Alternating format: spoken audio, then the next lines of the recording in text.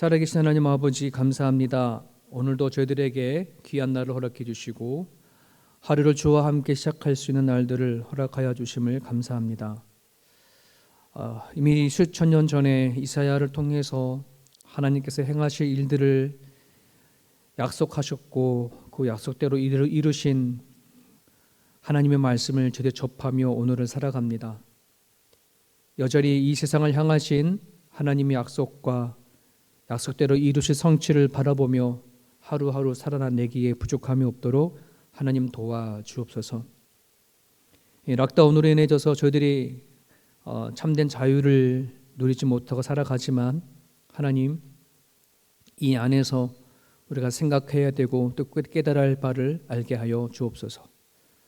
오늘도 주님의 말씀 붙잡고 하루를 살고자 소망하는 주의 백성들을 좀 기억하여 주시고 이들이 어느 자리에 있든지 하나님 살펴주시고 다스려 주옵소서. 예수님의 이름으로 기도드립니다. 아멘. 이사야 62장 1절에서 12절까지의 말씀입니다. 이사야 62장 1절에서 12절 조금 길지만 같이 한 목소리로 읽겠습니다. 나는 시온의 의가 빛같이 예루살렘의 구원이 햇불같이 나타나도록 시온을 위하여 잠잠하지 아니하며 예루살렘을 위하여 쉬지 아니할 것인즉 이방 나라들이 내 공의를 뭇 왕이 다 내 영광을 볼 것이요 너는 여호와의 입으로 정하실 새 이름으로 일컬음이 될 것이며 너는 또 여호와의 손의 아름다운 관 내 하나님의 손의 왕관이 될 것이라. 다시는 너를 버림받은 자라 부르지 아니하며 다시는 내 땅을 황무지라 부르지 아니하고 오직 너를 헵시바라 하며 내 땅을 삘라라 하리니 이는 여호와께서 너를 기뻐하실 것이며 내 땅이 결혼한 것처럼 될 것임이라. 마치 청년이 처녀와 결혼한 같이 내 아들들이 너를 취하겠고 신랑이 신부를 기뻐함 같이 내 하나님이 너를 기뻐하시리라. 예루살렘이여 내가 너희의 성벽 위에 파수꾼을 세우고 그들로 하여금 주야로 계속 잠잠하지 않게 하였노니라. 너희 여호와로 기억하시게 하는 자들아 너희는 쉬지 말며 또 여호와께서 예루살렘을 세워 세상에서 찬송을 받게 하시기까지 그러시지 못하시게 하라. 여호와께서 그 오른손 그 능력의 팔로 맹세하시되 내가 다시는 내 곡식을 내 원수들에게 양식으로 주지 아니하겠고 너가 수고하여 얻은 포도주를 이방인이 마시지 못하게 할 것인즉 오직 추수한 자가 그것을 먹고 나 여호와를 찬송할 것이요 거둔 자가 그것을 나의 성소 뜰에서 마시리라 하셨느니라. 성문으로 나아가라 백성이 올 길을 닦으라. 큰 길을 수축하고 수축하라. 돌을 제하라. 만민을 위하여 기치를 들라. 여호와께서 땅끝까지 선포하시되 너희는 딸 시온에게 이르라. 보라 내 구원이 이르렀느니라. 보라 상급이 그에게 있고 보응이 그 앞에 있느니라 하셨느니라. 사람들이 너를 일컬어 거룩한 백성이라 여호와께서 구속하신 자라 하겠고 또 너를 일컬어 찾은 바 된 자요 버림받지 아니한 성읍이라 하리라. 아멘. 이사야서의 후반부는 유다 백성들의 귀환과 그리고 황폐해진 시온 그 예루살렘의 성의 영광이 다시 회복되리라는 것을 예언하는 그러한 이제 내용들로 채워져 있습니다. 특별히 그 가운데 60장과 66장까지의 이야기는 이사야서의 결론 부분에 해당이 되어지죠. 자, 이 부분에서 이사야 선지자는 마치 자신이 시인이 되어진 것처럼 장차 회복해야 하는 회복되어질 시온의 영광을 찬양하고 노래합니다. 일반적으로 우리가 이제 접하게 되는 시는 시인 자체가 창작해서 이렇게 시를 만들지 않습니까? 하지만 이사야는 하나님부터 받은 메시지를 가지고 시적인 표현과 함께 하나님의 회복하실 나라를 노래하고 찬양하는 데의 차이가 좀 있습니다. 이것은 마치 사도 요한이 반모섬에서 하나님께서 보여주신 마지막 날에 성취될 하나님의 나라를 정말 아름답고 자신이 본 그 환상을 아름답고 또 영화롭게 표현하고 또 기록한 것처럼 이사야서는 약간 이제 그런 장차 하나님께서 이스라엘 백성들을 회복하실 그 영광을 바라보고 기록한 그런 내용들입니다. 그러기에 우리는 이사야서의 예언과 찬양을 단순히 그냥 유다 백성들이 장차 회복되어질 것에 대한 측면에서만 생각하는 것이 아니라 여기서 한 걸음 더 나아가서 선지자의 예언을 통해서 장차 예수님을 통해서 이루실 그 메시아의 그 사역을 함께 볼 수 있어야 한다는 것입니다. 이사야 선지자는 유다 백성들이 바벨론의 포로가 되기 훨씬 전에 사람이었습니다. 그래서 수백 년 전의 사람이었죠. 그럼에도 불구하고 이사야는 이 이스라엘 백성들이 멸망할 것과 그리고 바벨론 포로에 잡혀가서 포로로 생활할 것, 그리고 다시 하나님을 통해서 회복해서 돌아오는 것까지 그것을 바라보고 그리고 그 부분을 가지고 노래하며 하나님 앞에 나아갔다는 거죠. 자, 이것은 요한계시록에 기록한 사도 요한도 마찬가지입니다. 그는 예수님께서 승천하신 이후에 복음이 전파되어지면서 교회가 핍박을 받고 되게 어려움을 닥쳤음에도 불구하고 즉 육신적으로는 갇혀져 있고 핍박받는 자리에 있었지만 하나님께서 믿는 자를 회복하시고 그리고 하나님 마지막 날에 하나님 나라를 이루실 것을 바라보고 그 고통의 시간을 지난 것처럼 이사야나 또 사도 요한이나 그가 이루어지는 그 현재는 일어나지 아니하지만 장차 이루실 하나님의 영광 그리고 하나님이 행하실 일들을 바라보고 사는 거에 대해서는 예나 지금이나 동일하지 않나 생각이 되어집니다. 여러분, 오늘 우리들은 이사야 선지자가 보았던 그리고 꿈꿨던 그리고 하나님을 통해서 알게 되어졌던 그런 메시아 시대를 지나가고 또 사도 요한이 바라보았던 마지막 날에 이를 하나님의 나라에 대해서 같이 바라보는 시대 속에 우리는 살고 있습니다. 이런 점에서 비록 우리는 구약 성경이나 또 신약에서 우리를 불러서 정확하게 선지자다 이런 부름을 받지 못하였지만 어쩌면은 구약 시대보다 더 뛰어난 선지자로 또 신약 시대에 하나님이 부른 제자만큼 우리를 그렇게 부르시고 사용하신다는 사실을 저와 여러분들이 좀 기억을 하셨으면 좋겠습니다.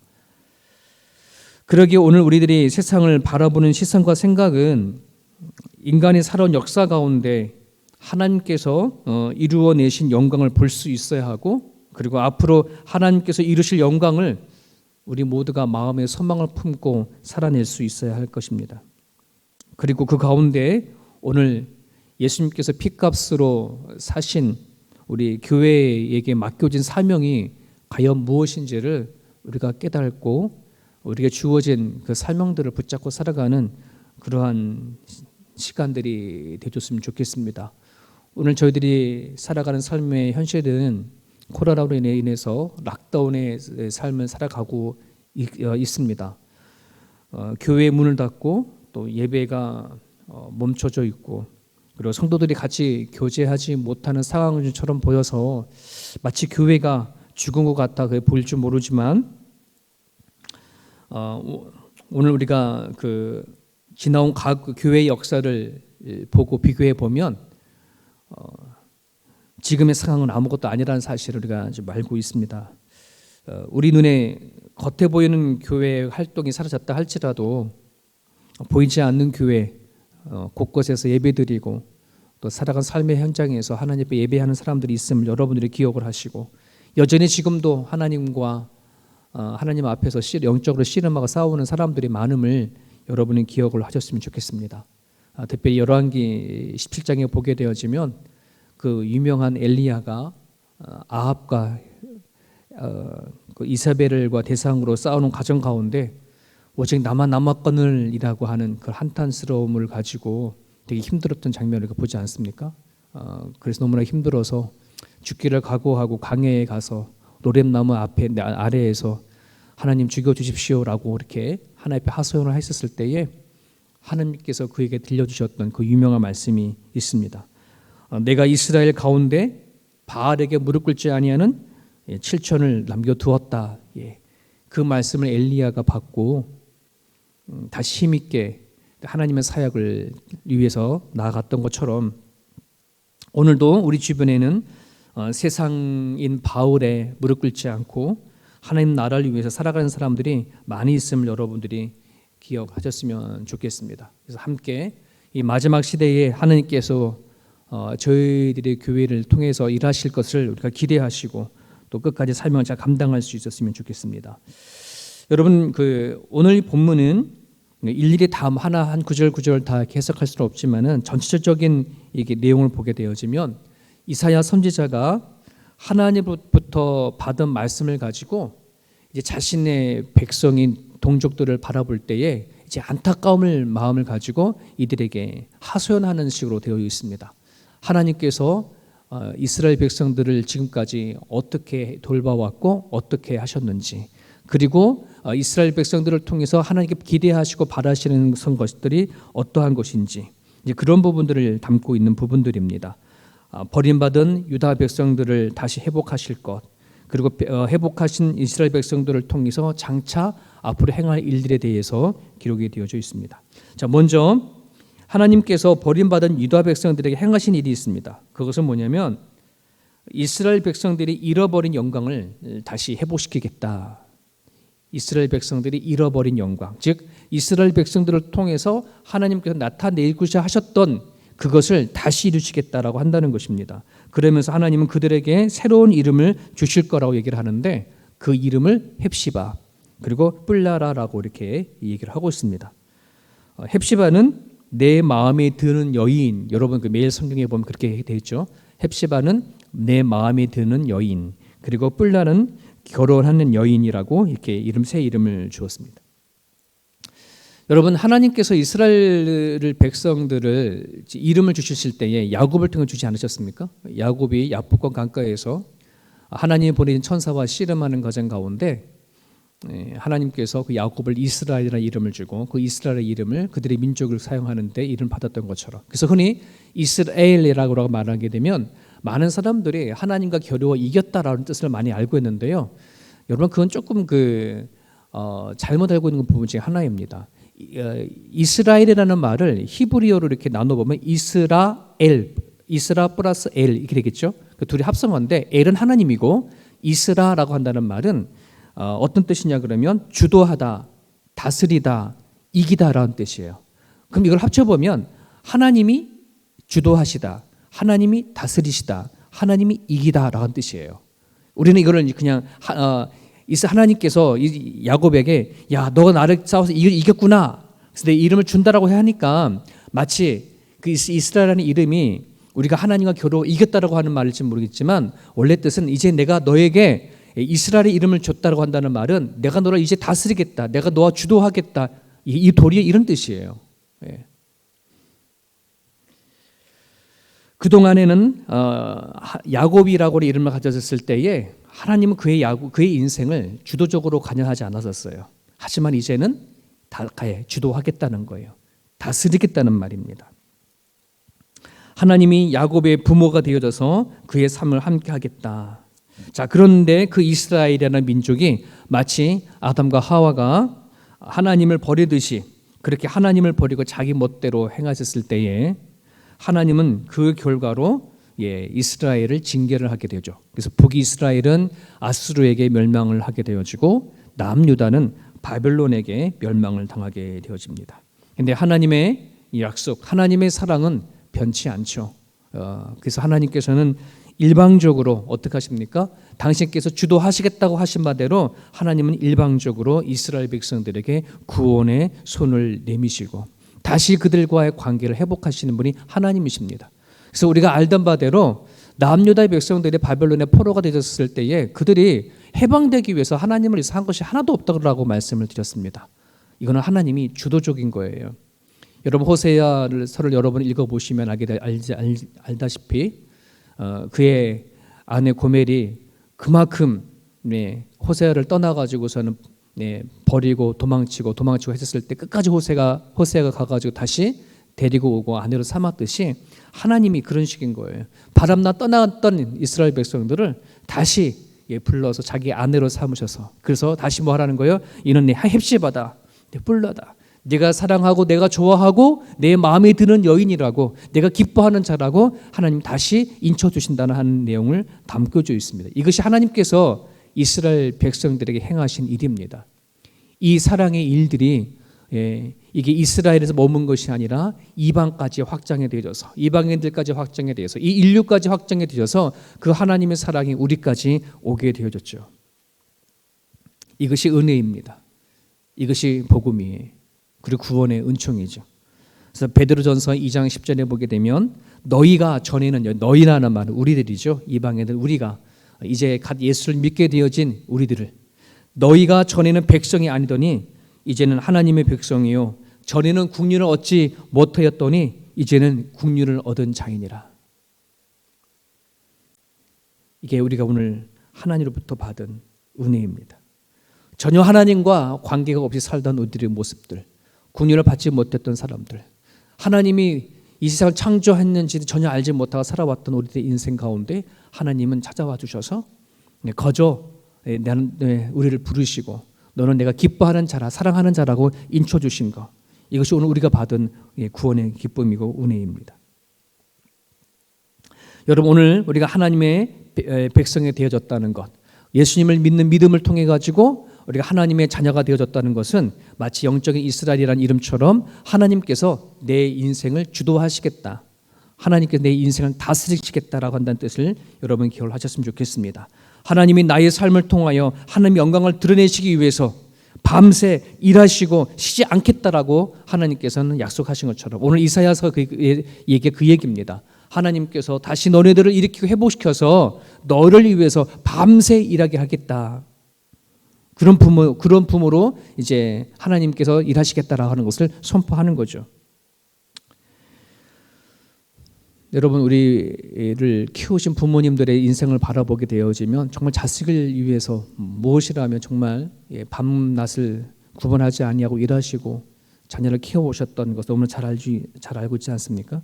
그것이 그런 부모님의 사랑처럼 하나님은 다시 당신의 백성들을 회복시켜서 그들의 하나님이 되어주고 그들의 부모가 되어줘서 그들을 끝까지 밤낮으로 그들을 돌보는 그 사랑을 베풀시겠다라고 하는 것이 오늘 성경을 통해서 주시는 그런 메시지입니다.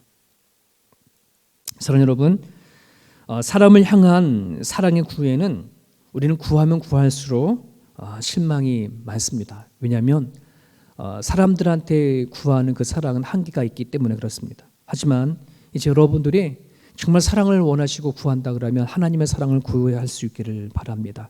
어쩜 그것이 오늘 하나님께서 우리 신약 시대의 교회를 향해 주시는 사명입니다. 왜 그러냐 그러면 하나님의 베푸신 사랑을 알지 못하게 되어지면 하나님께서 행하신 일들을 알지 못할 뿐만 아니라 하나님께서 우리에게 맡겨주신 하나님의 나라를 향한 그 사역은 결코 이루어지지 않기 때문에 그렇습니다. 그 일은 누가 하느냐 그러면 하나님의 사랑을 경험한 사람만이 할 수 있기 때문에 그렇습니다. 여러분, 특별히 10절을 보시길 바랍니다. 성문으로 나아가라. 백성이 올 길을 닦으라. 그 큰 길을 수축하라. 돌을 제하라. 만민을 위하여 기치를 들라. 장차 바벨론에서 포로가 되어졌던 그들의 백성들이 돌아올 때에 그들이 다 들어올 수 있는 길을 너희들이 열고 돌을 제거해버려서 잘 들어올 수 있게끔 환영해라, 이런 얘기거든요. 자, 근데 누가 이 일을 하겠느냐 말입니다. 누가 이 일을 하겠느냐 말입니다. 이거를 우리가 신앙적인 눈으로 우리가 재해석한다 그러면 장차 예수님을 믿고 구원의 길로 들어오는 자를 마중하라, 이런 얘기인데, 여러분, 이 일을 누가 하겠냐 말입니다. 누가 이 시대에 예수를 믿고 들어오는 자를 환영할 수 있고 마중할 수 있을까요? 하나님의 사랑을 경험해 본 사람이. 내가 하나님 앞에 헵시바요 뿔라라라고 하는 그 소리를 들은 사람만이 그 일을 할 수가 있습니다. 하나님의 사랑을 경험하지 아니하고서는 결코 교회를 세워갈 수가 없고 하나님의 나라가 어떤 나라인지 전할 수가 없는 사실을 우리가 기억을 하셨으면 좋겠습니다. 사랑하는 여러분 각자가 하나님을 통해서 너는 내가 사랑하는 헵시바다, 너는 내가 좋아하는 뿔라다라고 하는 이 소리를 각자 들을 수 있기를 바랍니다. 이 소리를 듣는 자만이 세상에 무릎을 꿇지 않고 여러분 끝까지 기도하며 하나님 앞에 나아갈 수가 있습니다. 이 소리를 듣는 사람만이 이 시대에 하나님께서 주시는 마지막 사명인 복음을 위해서 살아갈 수 있음을 여러분은 기억을 하셨으면 좋겠습니다. 그러기에 여러분, 하나님 예수님께서 여러분의 베푸신 그 사랑의 그 넓이와 길이와 높이가 깊이가 어떠한지 여러분 깨달아 알아갈 수 있도록 매일같이 그 사랑이 여러분 마음과 중심에 심어줘서 그 사랑으로 하루하루 이겨낼 수 있도록 그렇게 하나님 앞에 간구하는 그 아침이 되었으면 좋겠습니다. 주신 말씀 붙잡고 우리 같이 기도하시며 하루를 시작했으면 좋겠습니다.